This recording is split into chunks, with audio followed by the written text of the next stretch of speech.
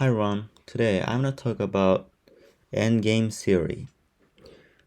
The Endgame is the most important thing in Shogi because unless you checkmate the king, you cannot win.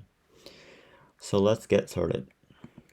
In this video, I explained how it's important to learn three principles, which are in the opening, making a plan; in the middle game, be consistent; and in the end game, threaten the king. So I'm gonna talk about this part today, threatening the king.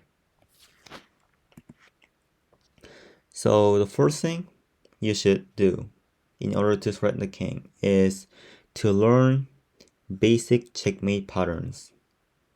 And there are three patterns, which are gold on the head, pawn's head knight with bishop, and one square dragon, or also known as Ikenryu. So let's go over briefly. The first one is gold on the head. Yeah, so you see how this gold covers all the squares, which king can escape. And the second one is bishop, pawn's head knight with bishop. I'm gonna talk about it more specifically later, but this knight eliminates the square which the kings can escape. And finally, one square dragon. To be honest, I don't know how to say this in English, so I just made those like terms. And if you, it's called Ikenryu in Japanese. And if you know how to say this in English, I will really appreciate if you tell me about it. Tell me it. So basically, so this term, the terminology of the meaning of this terminology is that there is a like one square between dragon and king, and yeah, it's one of the most basic and important patterns on checkmate. Alright, let's see each of them more specifically. So the first one is gold on the head. So see how this gold prevents king from escaping all these squares. So that king cannot escape. And let's look at this example. So right now you have two golds in hand, and it's already checkmate by dropping gold here. And king, see how the king cannot escape like these squares. So king has no choice but go down, but dropping gold again, and already it's checkmate. Again, king cannot escape anywhere. And also cannot take this because of this gold. Let's look at another example. This one is more advanced technique, but dropping knight will be a good move here. So if taking this knight, dropping gold, and again king, gold on the head, and checkmate. And if king escapes here, and again dropping gold on the head, and finally if kings go here, dropping gold here, and checkmate again. Alright, so let's look at the second one, which is pawn's head knight. So in this position, surprisingly, it's already checkmate by dropping knight here.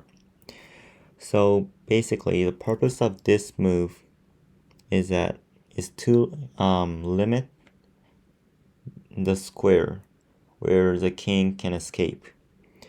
So if he takes this knight, dropping bishop and escapes by dropping gold here. So basically, dropping knight makes a room for dropping gold here. So yeah, and if he doesn't take this, still already checkmate by dropping bishop here. So basically he has no choice but take this, but then dropping gold here. Again, gold on the head and checkmate. So yeah, this is one of the most frequently used technique in checkmate patterns. So it will be very beneficial to remember this. And so lastly, the third one, which is one square dragon or Ikenryu. You see in this position how the king is already in checkmate by dropping silver here. Of course, he cannot take this silver because there is a dragon here, so it's like pin, and he has no choice but escape, but taking gold here and checkmate. So let's look at example. In this position, it's already checkmate by dropping gold here, or maybe here is also fine. And escapes, of course, again, he cannot take this gold because of this dragon. So just escapes but taking gold and dropping gold. Again, gold on the head and checkmate. And in this position, so one square dragon is not only be useful like vertically but also horizontally. So in this position, this is horizontal one square dragon, but in this position, or this position, is vertical one square dragon. So in this position, dropping gold here and checkmate. And let's look at another example. In this position, it seems that I cannot checkmate, but surprisingly it's made by dropping gold here. And he has no choice but take this, but taking this silver, and no matter what he drops, dropping silver and checkmate. Again, it's similar to this position. So yeah, taking pieces and mate. And finally, let's go over this. So it's a very it's a little bit advanced level, but in this position, promoting bishop is good move, and again he cannot escape. So take this, but taking gold here. And now he can drop pawn here and dropping gold here. And surprisingly, it's already checkmate. He has no choice but escape here, but then taking this pawn, and if he moves king here, again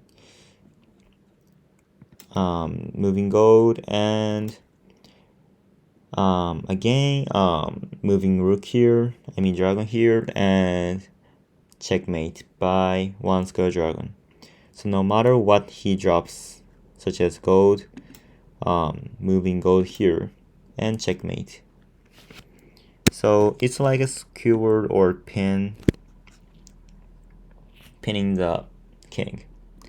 And in this position, if he escapes king here, a2, Again, moving gold here, and moving king to 9-1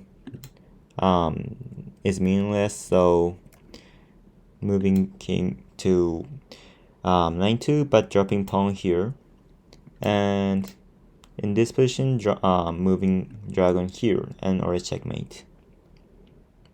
So you see how it's important to learn these three checkmate patterns, and when you play endgame, combining these patterns will make you win. Alright, so now you learn the three basic checkmate patterns.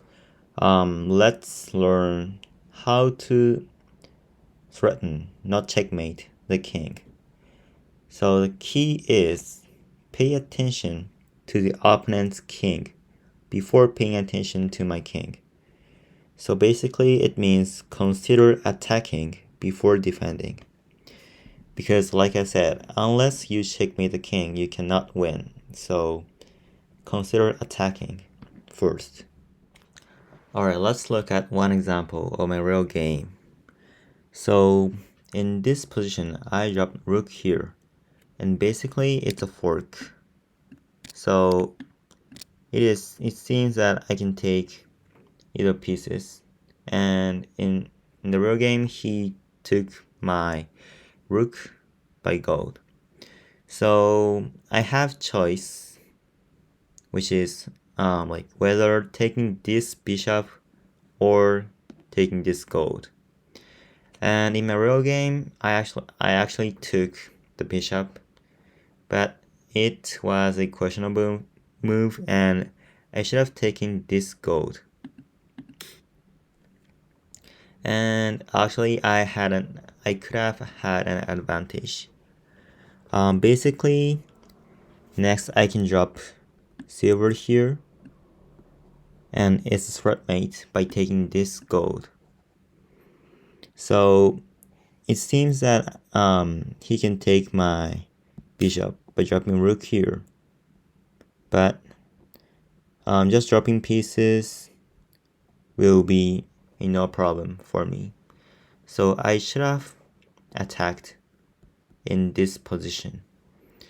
So you see how it's important to to consider attacking before defending.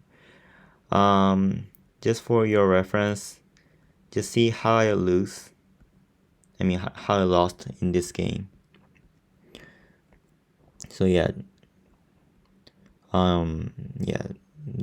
dropping knight and dropping bishop was too hard, and finally I resigned by taking this silver.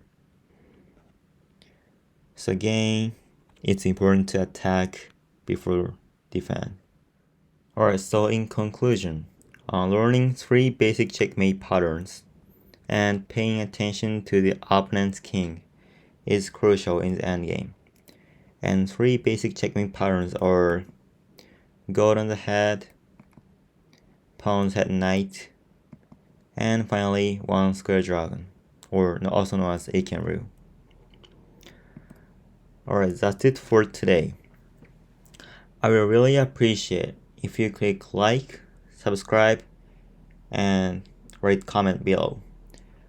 Feel free to ask questions or give me requests in the comment. Thanks for watching. See you again.